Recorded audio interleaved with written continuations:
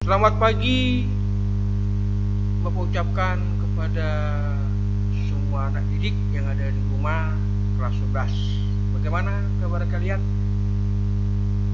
Walaupun kita semua belajar dari dan di rumah masing-masing, Bapak tetap berharap semua kalian dapat mengikuti pembelajaran ini dengan baik. Kemudian Bapak berharap semua kalian sehat-sehat dan tetap berdoa dan baca Alkitab dan merenungkannya dan menuliskan renungan kalian dalam buku renungan kalian masing-masing. Nanti waktu masuk nanti Bapak akan periksa, Bapak akan lihat apa aja yang sudah kalian lakukan.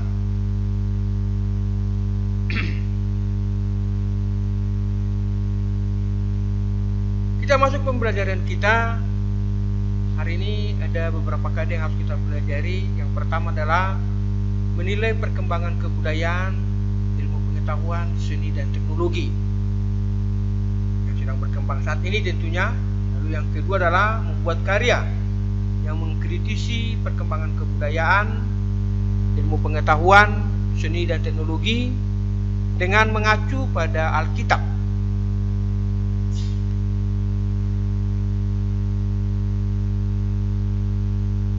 Mari kita selidiki apa pengertian masing-masing apa yang kita pelajari. Yang pertama, iptek. Iptek adalah merupakan sarana untuk meningkatkan kualitas hidup manusia. Iptek juga merupakan salah satu hasil kebudayaan manusia yang paling penting. Jadi artinya sebenarnya dengan perkembangan iptek saat ini seharusnya kualitas hidup setiap orang itu harus semakin berkembang, semakin meningkat, dan semakin bagus.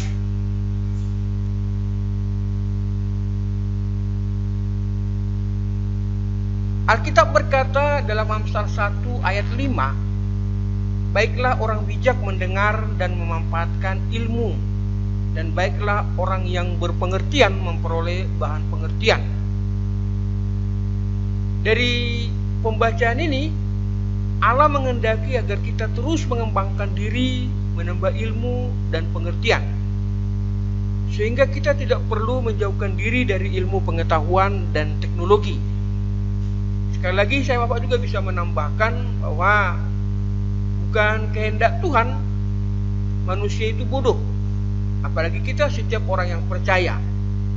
Kehendak Tuhan adalah bagaimana kita terus mengembangkan diri, memperoleh pengertian, pengetahuan, dan pengalaman. Karena itu Tuhan sangat keras sekali menegur manusia ketika manusia itu menjadi malas. Belajarlah kepada binatang, yaitu semut. Kalian bisa baca semua itu nanti di kitab Amsal. Jadi saya mengajak anak Bapak yang ada di rumah, terus kembangkan dirimu dengan perkembangan teknologi yang ada sekarang. Tingkatkan kemampuanmu, tingkatkan pengetahuanmu dan pengertianmu. Selanjutnya, teknologi adalah suatu benda atau objek yang diciptakan oleh manusia yang bisa bermanfaat bagi kelangsungan hidup manusia. Salah satu contoh perkembangan ilmu pengetahuan dan teknologi atau iptek yang manfaatnya dirasakan oleh manusia pada saat ini adalah penggunaan internet dan HP Android. Dengan teknologi tersebut, para anak didik gampang mengetahui segala kejadian-kejadian yang ada di alam. Bukan hanya itu, sebenarnya ada banyak contoh. Misalnya sekarang para petani tidak lagi menggunakan cangkul, tapi mereka sudah menggunakan teknologi berupa traktor dan juga cara-cara yang lain untuk mengolah tanah mereka dan menghasilkan hasil yang lebih maksimal atau lebih banyak. Lalu sekarang bagaimana pandangan iman Kristen dalam mengevaluasi iptek? Satu adalah bahwa teknologi tidak boleh menghancurkan keluarga atau komunitas atau berfungsi sebagai alat dominasi sosial. Walaupun sekarang misalnya semua orang sudah bisa video call, tapi tidak mungkin kan bahwa suami tidak bertemu dengan istrinya lalu anak tidak bertemu dengan orang tuanya. Jadi sekali lagi, video call atau teknologi bagi daripada teknologi tersebut tidak boleh mengubah hal tersebut. Anak harus datang kepada orang tua, berjabat tangan, kemudian komunikasi secara langsung, walaupun sebenarnya itu bisa digantikan dengan HP. Kemudian yang kedua adalah manusia yang diciptakan dalam gambar Allah tidak boleh menjadi sekedar pelengkap mesin. Ingat, mesin itu ciptaan manusia.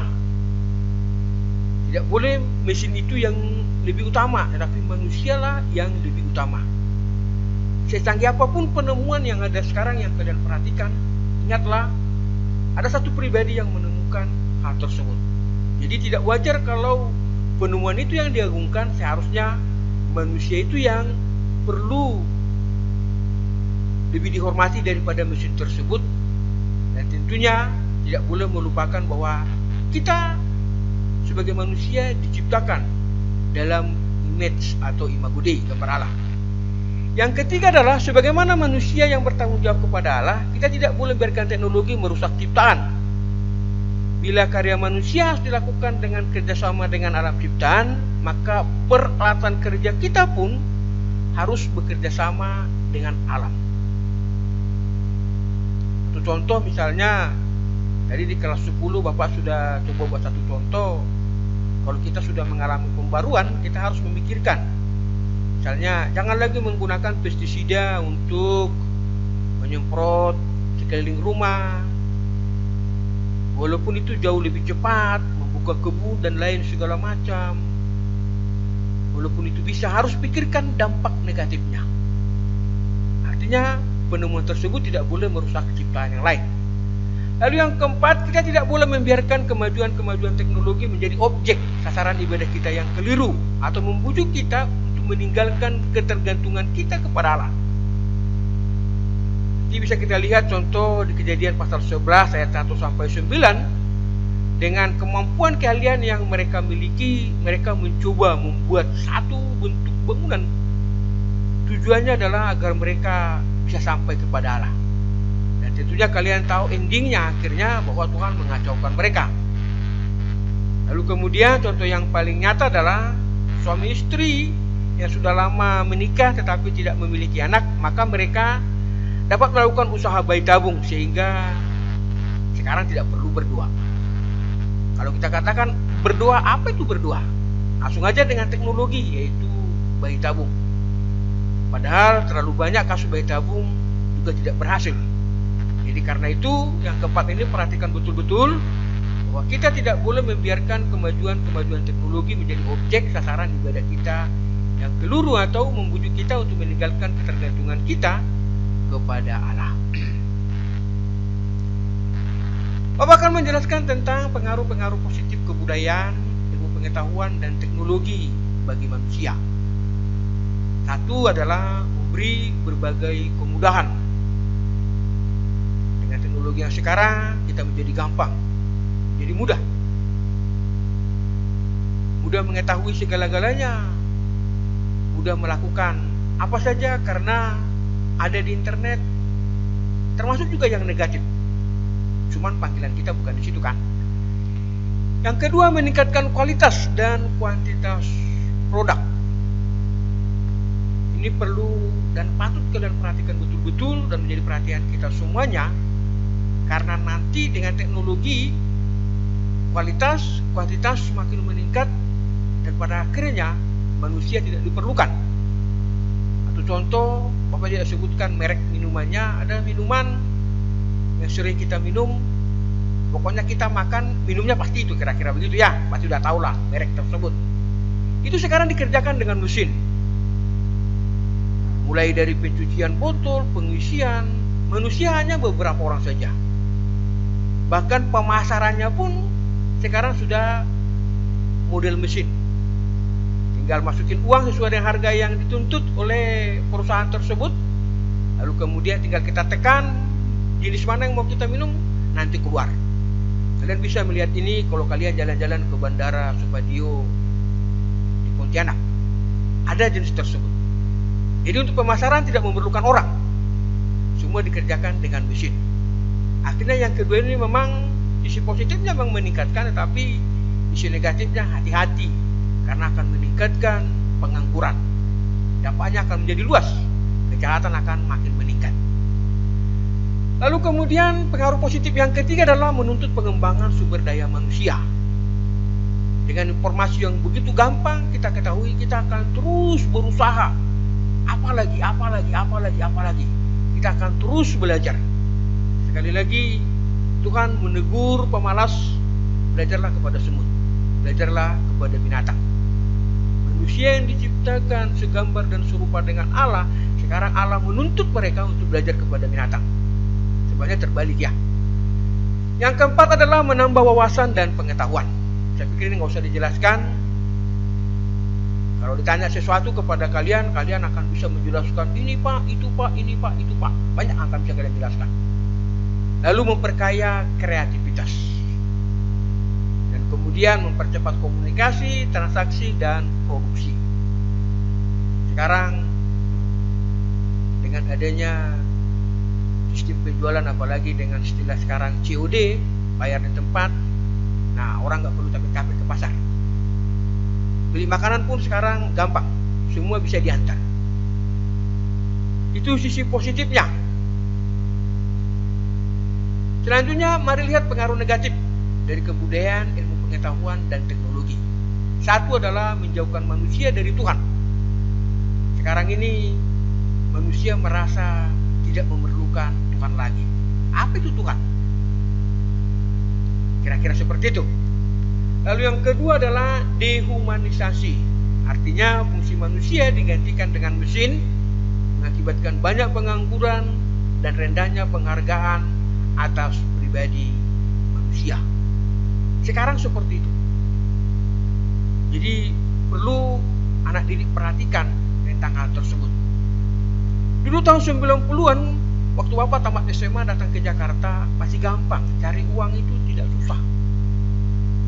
Maaf kata, kalau misalnya dianggap hina, pekerjaan jadi kenek, jadi bantu supir, itu tidak susah cari uangnya, dapat uangnya.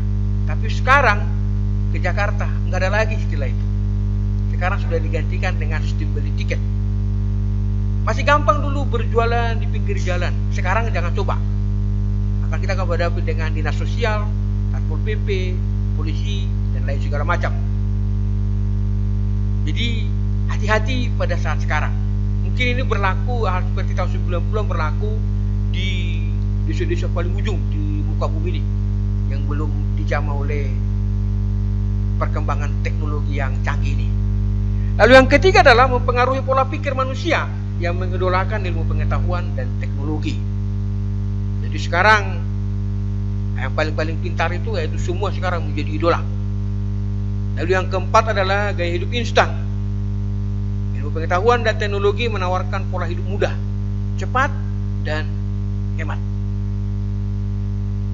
Itu yang ditawarkan oleh sekarang ini, dan ini sekali lagi itu adalah pengaruh negatif. Yang kelima adalah manusia mengabaikan tugas untuk mengusahakan dan memelihara alam semesta, sehingga terjadi eksploitasi alam, manusia, dan kebudayaan. Yang keenam adalah menimbulkan kesenjangan sosial dan meningkatkan populasi kaum marginal atau kaum yang terpinggirkan. Ini pengaruh negatif kebudayaan dan iptek. Jadi sekali lagi, kalau tidak mau memang komitmen untuk belajar, menyelidiki, lalu kemudian mencoba, maka sebenarnya akan termasuk kaum marginal, yaitu kaum yang terpinggirkan. Nah tentunya para anak didik yang sekarang belajar di rumah, karena situasi sekarang ini, tentunya kalian tidak hanya begitu-begitu saja, tapi kalian terus berusaha berpikir bagaimana meningkatkan kemampuan kalian, ditunjang dengan pengetahuan-pengetahuan dan juga pembelajaran dari sekolah seperti sekarang ini. Lalu bagaimana cara-cara gereja memanfaatkan kebudayaan dengan benar? Tentunya gereja sebagai partner Tuhan, partner Allah untuk mengembangkan kebudayaan harus benar. Satu contoh misalnya yang Bapak sebutkan yaitu ibadah dalam bahasa daerah. Tentunya ini akan bermanfaat bagi orang-orang yang belum terlalu mengerti dengan bahasa Indonesia ataupun dengan bahasa-bahasa yang lain. Lalu yang kedua, vokal grup akapela, tarian tamborin dalam ibadah, dan kemudian Alkitab dalam bahasa daerah. Gereja telah menggunakan teknologi ini untuk menjangkau semua orang, mulai dari kalangan bawah, remaja pemuda, sampai kelas tinggi, kelas atas.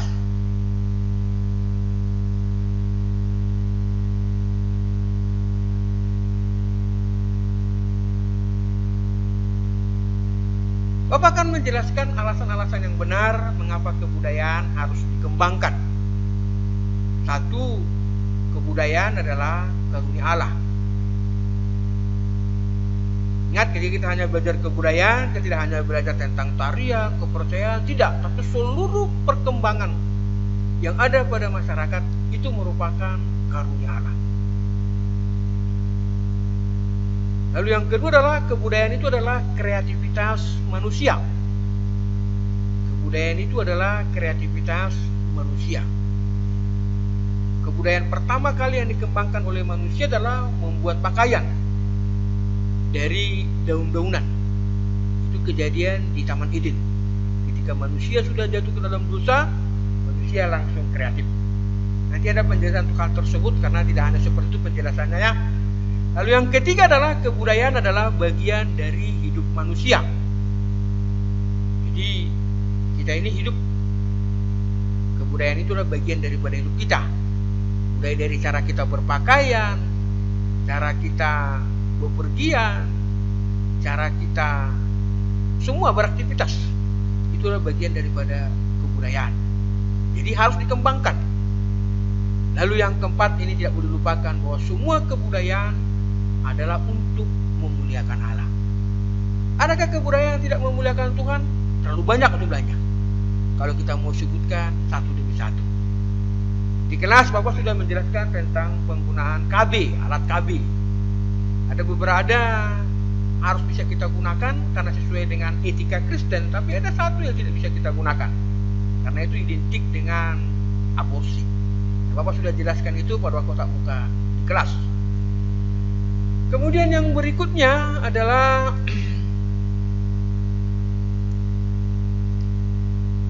pemanfaatan teknologi yang tidak melanggar nilai-nilai etis. Satu, reboisasi. Kalian pasti tahulah reboisasi apa artinya. Yaitu penanaman dengan gundul. Yang kedua, operasi Ubuntu. Ini juga tidak melanggar nilai etis. Lalu belajar dengan menggunakan LCD atau proyektor, kemudian ke sekolah naik kendaraan. Masa jalan kaki kan pada zaman sekarang. Lalu kemudian yang berikutnya, pemanfaatan teknologi yang melanggar nilai-nilai etis. Satu yaitu rekayasa genetika manusia. Ada satu lagi sebenarnya yang sekarang ini itu operasi plastik. Kamu bisa mengubah wajahmu mirip siapa, itu banyak sekarang digandrungi oleh para artis supaya mereka lebih cantik.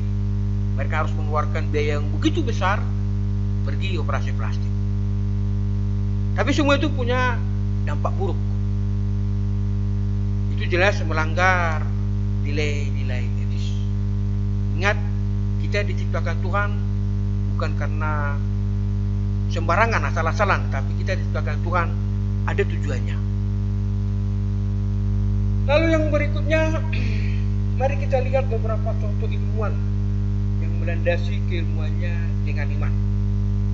Bapak sengaja menampilkan ini supaya kalian mendasari seluruh hidup kalian dengan firman Tuhan, dengan baca Alkitab. Karena contoh-contoh ilmuwan yang Bapak akan tampilkan ini mereka adalah orang-orang pribadi yang terkenal pada zamannya. Sekarang pun banyak yang terkenal dengan sekarang, tapi mereka selalu mengakui bahwa Tuhan di atas segala-galanya. Yang pertama Isaac Newton, ini penemu hukum gravitasi dan perumus hukum gerakan dinamika. Kalian pasti tahu siapa ini karena sering kalian pelajari, mulai dari SD sudah disebutkan, SMP dan SMA. Bahkan nanti sampai terus nanti perguruan tinggi pun mungkin yang mengambil tertentu akan mempelajari lebih dalam lagi tentang hukum-hukum gravitasi ini. Isaac Newton berkata bahwa kami, yaitu Isaac Newton atau saya Isaac Newton, memandang kitab suci Allah, yaitu Alkitab, sebagai filsafat yang paling agung. Dia berkata, saya menemukan tanda-tanda keotentikan yang lebih banyak di dalam Alkitab daripada di dalam catatan sejarah dunia manapun. Semua ada di Alkitab. Lalu yang kedua adalah tokoh Francis Bacon, ilmuwan yang melandasi ilmuannya dengan iman, yaitu Francis Bacon. Dia mengatakan ada dua buku yang disetorkan kepada kita untuk dipelajari, untuk menjaga kita jatuh ke dalam kesalahan. Pertama adalah Allah yang mengungkap kehendak Allah, dan yang kedua adalah ciptaan yang menunjuk kuasanya. Di mana kita dapat melihat kehendak Allah? Nanti akan masuk nanti di review. Lalu yang ketiga adalah Michael Faraday, ahli fisika dan penemu generator. Michael Faraday berkata bahwa Alkitab dan hanya Alkitab, tanpa penambahan dan pengurangan apapun oleh manusia, adalah satu-satunya tuntunan yang memadai bagi setiap pribadi sepanjang waktu dan setiap keadaan. Iman kepada ketuhanan dan pekerjaan Kristus adalah pemberian Allah, dan bukti dari iman ini adalah ketaatan kepada perintah Kristus. Sekali lagi, pertanyaannya untuk terus kalian ingat, di mana kita dapat menemukan perintah Kristus? Kalau kita menemukan perintah Kristus, kita akan berusaha untuk melakukan ketaatan. Sekali lagi, bagaimana caranya? Nanti silakan kalian jawab ketika kita sudah sampai pada akhir pelajaran ini. Yang berikutnya adalah John Herschel. Ini agak jarang kedengaran ya, tapi dia seorang ahli astronomi, penemu 500 nebula atau kelompok bintang baru, dan mendaftarkan semuanya. Dia berkata bahwa semua penemuan manusia kelihatannya dibuat hanya untuk semakin meneguhkan kebenaran yang datang dari tempat tinggi dan tercantum dalam kitab suci. Jadi dia betul-betul mengakui Alkitab benar-benar kebenaran yang sejati, yang paling hebat di atas semua penemuan beliau. Kemudian yang berikutnya adalah Samuel F. B. Morse, penemu telegram dan seniman terkenal. Dia berkata bahwa semakin dekat saya dengan akhir jarah saya, yaitu kematiannya maksudnya, semakin jelas bukti bahwa Alkitab bersumber dari Tuhan. Kemuliaan dan keagungan pertolongan Allah bagi manusia yang telah jatuh makin berharga, dan masa depan diterangi dengan harapan, dengan sukacita. Mari kita perhatikan tokoh yang berikutnya. Iya, karena tokohnya sampai di situ saja. Lupa sorry. Nah, sekarang perhatikan tugas-tugas yang harus kalian kerjakan. Gua berharap kalian mempelajari buku paket. Tuliskan beberapa definisi teknologi menurut beberapa ahli. Ada di buku paket, silakan kalian tuliskan, lalu kalian mulai pikirkan definisi-definisi yang mereka buat tentang teknologi, dan kemudian tambahannya adalah menurutmu kira-kira teknologi itu seperti apa. Jangan contek dari mereka, karena ingat, kamu adalah manusia pembelajar. Yang kedua, tuliskan dampak positif dan negatif iptek berkaitan dengan hidup kekristenan. Tentunya tadi ada beberapa sudah saya sebutkan, tetapi jangan sebutkan lagi tuh. Itu misalnya tentang KB dan lain segala macam. Sekarang nanti coba kalian tuliskan. Lalu yang ketiga, yaitu bagaimana seharusnya sikap kamu terhadap perkembangan iptek berdasarkan Kejadian 1 ayat 28 dan Amsal 1 ayat yang ke-7. Lalu kemudian Tugas proyeknya adalah buatlah gambar yang berhubungan dengan penggunaan iptek yang salah. Misalnya menggunakan HP sambil dicas atau di charger ya. Saat musim hujan, dampaknya dapat kesetrum, disambar petir dan meninggal. Ini Bapak sengaja pilih ini karena kalian pasti lebih sering dengan yang ini. Jadi Bapak berharap kita masih ketemu lagi nanti. Tidak ada kalian yang sambar petir dan meninggal ya. Tolong kalian kerjakan ini. Buat contoh yang lain, jangan buat lagi contoh yang ini. Kira-kira Bapak sudah tahu lah gambarannya bagaimana, gambar rumahmu, gambar hujan, gambar kilat seperti apa begitu, lalu kemudian gambar petir, lalu kemudian tiba-tiba ya sudah hitam gitu ya, dari sambar petir. Buat contoh yang lain, penggunaan yang salah tentang iptek yang sekarang ini yang sedang berkembang, sehingga kamu bisa mulai memilah-milah mana yang bisa kamu lakukan, mana yang harus kamu tinggalkan, mana yang harus kamu teruskan, mana yang harus kamu gumuli lagi. Untuk apa tujuannya? Sekali lagi ingat, yang terakhir itulah untuk meningkatkan kualitas hidupmu. Nah, Bapak berharap dalam pembelajaran ini ada pertanyaan-pertanyaan. Silakan nanti tuliskan nanti di komen yang di komentator di di kolom pertanyaan yang ada di video ini. Nanti kami akan menjelaskan kepada kalian setelah nanti kalian masuk dalam pembelajaran di kelas berikutnya. Bapak berharap ada pertanyaan, karena yang Bapak sampaikan itu hanya berupa gambaran saja. Nah, sekali lagi itu akan jauh lebih bagus kalau kalian terus belajar, terus membaca buku, dan Bapak berharap kalian terus berusaha. Tadi pagi bangun pagi Bapak posting di Facebook Bapak, itu kalian harus belajar keras. Dulu mama saya bilang begitu, kamu harus kerja keras. Tapi ternyata nggak cukup hanya kerja keras. Sekarang perlu kerja cerdas. Kalau Bapak kerja keras, kemampuan sudah mulai kurang, udah tua. Kalau kerja cerdas, ya sudah bergumul. Kemampuan mengingat sudah mulai berkurang. Kadang kacamata lupa taruh di mana, ternyata di atas kepala. Itu contoh. Jadi, ayo kerja keras, ayo kerja cerdas. Contohnya misalnya kalau kamu pergi ke mall, katakanlah sekitar Ngabang ini ada CS ya, ada Citra. Kalian belanja di situ, orang tua kalian belanja di situ, beli beras 1 karung, beli gula, semua dipikul, pakai tangan semua apa. Itu kan kerja keras. Tapi sorry, itu tidak cerdas. Kerja keras yang cerdas adalah ambil troli, masukin semuanya, udah tinggal dorong. Mau beli berapa ratus kilo pun di situ tidak ada masalah. Gak perlu dipikul. Itu contoh kerja keras dan kerja cerdas. Anak didik yang di rumah, Bapak harap seperti itu. Kalian kerja keras dan kalian kerja cerdas. Tentunya adalah sesuai dengan panggilan kita, yaitu sebagai orang Kristen, orang yang percaya, takut akan Tuhan. Terima kasih buat pembelajaran kelas 11. Sukses selalu, Tuhan memberkati kalian. Amin.